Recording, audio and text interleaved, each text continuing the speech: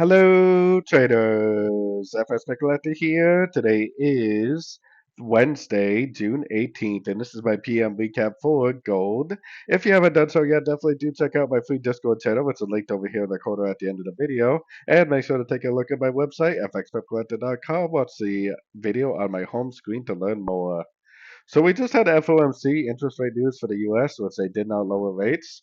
The gold has been pretty painful lately for everybody that's primarily a gold trader. Very, very, very choppy markets. It still makes me think that we're actually still already in a correction, like this is an 8 or a 1, and this potentially is still going to go up and take out the highs, like I said this morning, for a wave B or possibly a wave 2. I think it could be a wave 1, wave 2, and it potentially could go down to make a wave 3, wave 4, and wave 5, and this is actually all part of a wave Y at a much, much higher time frames.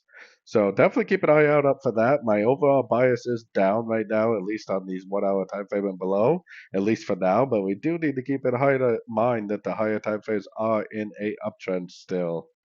So anyways, don't forget to like and subscribe. And as always, thank you for watching and happy trading.